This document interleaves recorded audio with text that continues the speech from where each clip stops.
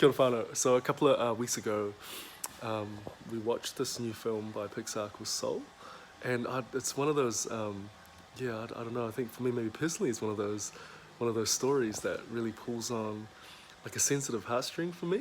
Um, but it's a story about like a high school teacher, a musician, he felt like he's never got a chance. He's never been given his big break. He's never had like a chance to become a famous musician. And so the story really starts off with him. Spoiler alert, actually, if you haven't seen it, maybe just don't watch this video. But it starts off with him sort of feeling like he's owed something. He hasn't made it, and he's got this. He come across serendipitously this one opportunity to play with a really cool jazz band, and he dies.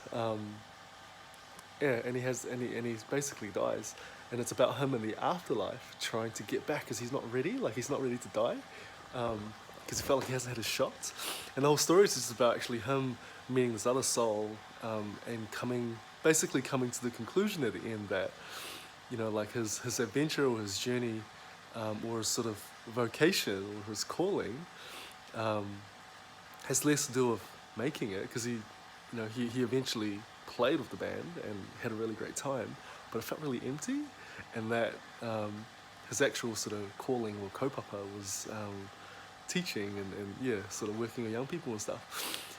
It really, I mean, the story really hits me. I don't know, for some reason it just really hits me quite close to home. And I think a way that I can explain it is, there's a Franciscan priest, a Franciscan monk, an author, a really awesome intellectual thinker called Richard Rohr. And he wrote this book called Falling Upwards. And the whole premise of the book is that he talks about two stages of life. So you have a first stage, and then you have a later stage. So the first stage is like, so he goes, when you're first called into life, you have stage one, which is about building a container. So it's about if you want to change the world, if you want to move the boulder, you need a lever and a place to stand. And so what happens is that in our first half of life, it's about creating a container, and the container often is kind of built around our sense of security, our sense of place in the world, and identity, like who we are. And then sexuality is a big part of that too. But it's about that security stage. And the second half of life, and quite often he talks about, it's about discovering why you've made your container. Like you've created a container, what are you going to fill it with? Like what is the purpose of that container? And so I guess like, but the challenge is that in Western society is that we tend to forget about the second stage of life. We tend to almost build bigger and better containers. Like we make it per se, and instead of finding our kaupapa, our purpose of why we built it in the first place, we build bigger and better containers that unfortunately is just still empty. And so it's really getting me to think, hey, like, I think for me, I think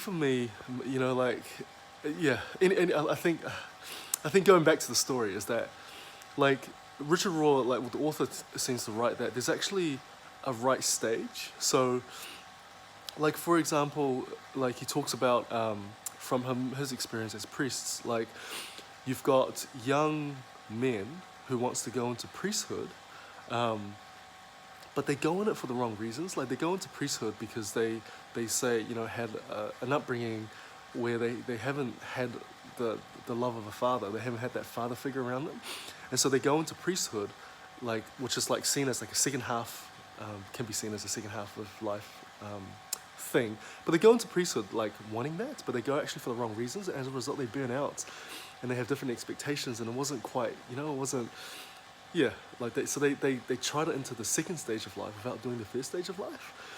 And the opposite is true. Like if we keep building better containers, then what? By the time you're 50. You might enter into this midlife crisis, thinking, "Oh, why am I here?" Like I begin asking these questions, and I think for me, it's, in some ways, I can really empathize with the story of the priests. Like we first go in. We started critical back in the day, wanting to, create opportunities for our community and create opportunities for our young people to learn that, like to do a good job, we actually have to be able to give opportunity, like provide opportunities. And when it started raining, we didn't have a container, so there was no roof over our heads. Yeah. Anyway, yeah.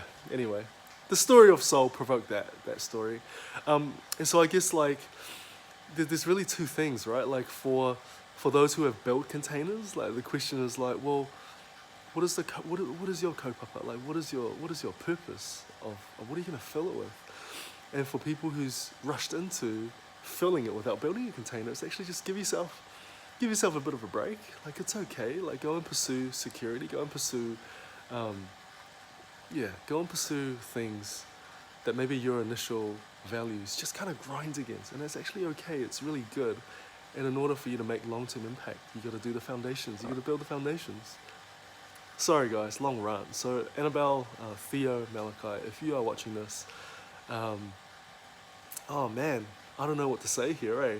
I think it's taken me so many years to learn this, but I think, like, know who you are, know your whakapapa, know what you're about, know what your value is, know why you're brought on, know what you're brought on to this world, but at the same time, do things in stages, give yourself a break, let yourself go and pursue, careers and build that knowledge up yourself and build that container yourself at the same time too. So